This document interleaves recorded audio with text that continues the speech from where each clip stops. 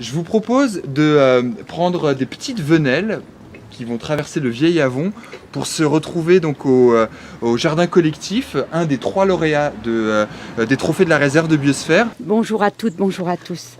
En tant que conseillère régionale d'Île-de-France et vice-présidente à ce titre de la réserve de biosphère de Fontainebleau-Gâtinais, je suis particulièrement heureuse et honorée de participer à cette remise des trophées. Le département s'attache à protéger son environnement et son cadre de vie. Donc nous avons tout intérêt à marcher les pas les uns dans les autres pour pouvoir trouver des solutions et promouvoir des projets qui participent à la protection de l'environnement, bien sûr. Où on veut aller, je trouve que le terme de jardin expérimental partagé est très bien trouvé, dans la mesure où il est expérimental puisque chacun pourra venir s'essayer à différentes techniques, dont des techniques de permaculture. Avec cet argent, on en a profité pour acheter un abri de jardin qui nous sert du coup à abriter tous nos outils et les préserver de l'humidité, tout ça. Et puis cet argent va aussi servir pour acheter les premières semences pour le printemps 2016.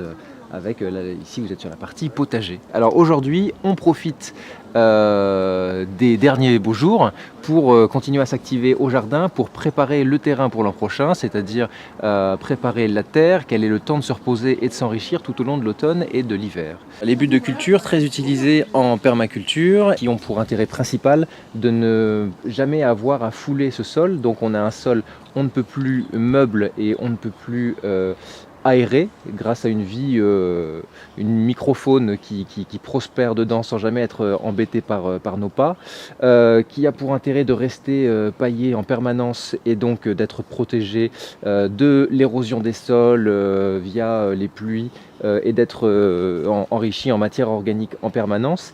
On va laisser le paillis recouvrir la butte tout l'hiver et puis au printemps on écartera, on voit déjà qu'on a une terre très riche et donc on aura juste, on fera du semis direct, du semis en surface.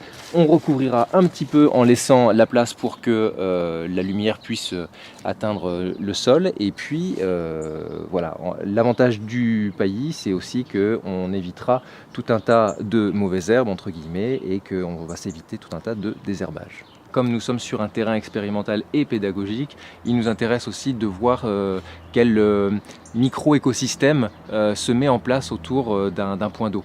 Nous allons creuser une mare, la terre récoltée en creusant va nous servir à constituer justement cette spirale aromatique. Alors une spirale aromatique, c'est une sorte de bande de culture en 3 dimensions, puisque là vous avez un dessin au sol qui indique le mouvement d'un muret en pierre que nous allons construire et qui va en s'élevant. Et c'est une bande de culture qui permet de recréer des microclimats avec une face au nord qui est du coup toujours à l'ombre de la partie centrale la plus élevée.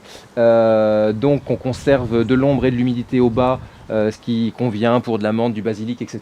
Et puis on va avoir une terre de plus en plus pauvre au milieu, ce qui convient davantage à des plantes, on va dire de garrigue, etc. Du style lavande, thym, et ça permet d'avoir toute la palette des aromates sur un même lieu.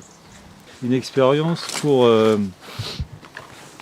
bien comprendre ce qui se passe dans la nature et pouvoir planter et manger plein de petites choses sans l'abîmer.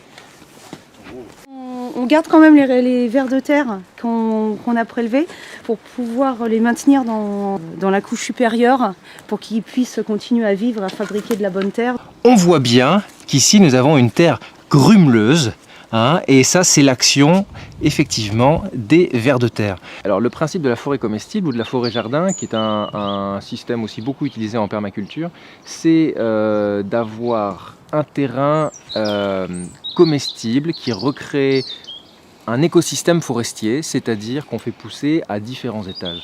On va avoir des arbres fruitiers qui font une canopée comme en forêt, avec en dessous des buissons fruitiers ou des haies fruitières. On va avoir donc des framboisiers, des cassis, des groseilles, etc. etc. Et au pied de ce milieu, nous allons avoir des fruits et légumes. Ils devront pousser sans beaucoup de lumière, donc on va avoir plutôt des fraises des bois, de la rhubarbe, des salades, des aromates, etc. Ça va se situer au milieu de la partie en ronce, etc. Et puisque nous avons obligation, entre guillemets, contractuellement, de conserver une bonne partie des vignes présentes sur le terrain, nous allons essayer, avec une treille, de former une canopée de vignes. C'est-à-dire que voilà, on aura notre étage supérieur, formé entre autres par de la vigne et un arbre fruitier que nous allons planter.